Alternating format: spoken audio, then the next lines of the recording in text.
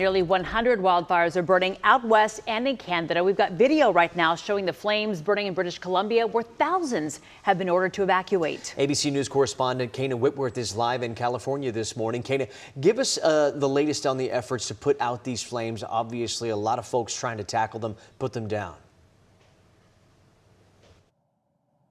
Yeah, Matt and Kara, the efforts are extensive here. We have more than 30,000 firefighters actually battling nearly 100 wildfires throughout the West, and they're doing this amid a stifling and deadly heat wave. Here in California, this is the Walnut Fire, and right now authorities are investigating to see if perhaps it was a car crash that started this fire. The remnants here, you can see broken and sort of melted fire hoses here. They say this fire raced up this hillside almost instantly, and of these nearly 100 wildfires, nearly 50 of them are in Oregon and Washington alone. Evacuations are being ordered near Reno, Nevada, as the bug fire there has grown. It's torched more than 15,000 acres over the weekend. So in total, in the West here, we're talking about more than 3 million acres within these nearly 100 wildfires. But if you look at Canada as well, a major emergency there. Canadian authorities confirming an 80-year-old woman has died as a result of the wildfires while trying to evacuate her home.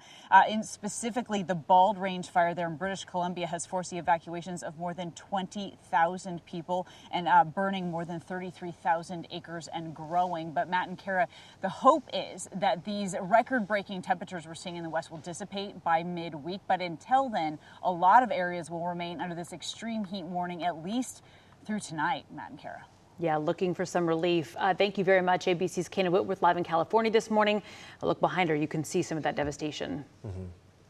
Well, meteorologist Greg Fields and Mara Ruiz joining us right now to talk about the weather conditions out west. They've been facing this for some time. And again, they're talking about this hope in the middle of the week. What are they referring to? Yeah, at least not yet, though. They will maybe get a little hope. And Marty, are you going to talk more about that? But the wildfires leading to very poor air quality out there. They've got the extreme temperatures that they're still dealing with now. So what can we expect out west? You know, it's the monsoon moisture that's going to bring in some relief. So let's go ahead and take a look first at where those air quality alerts are. Several states under air quality alerts due to unhealthy air quality.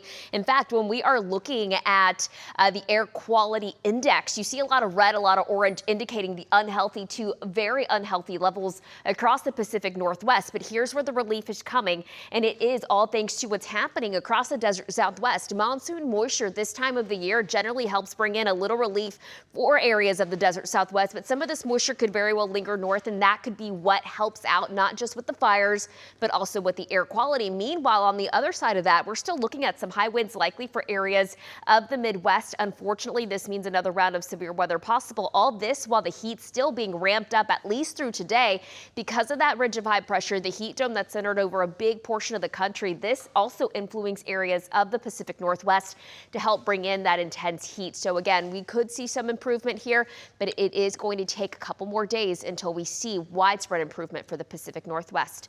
Matt, Kara?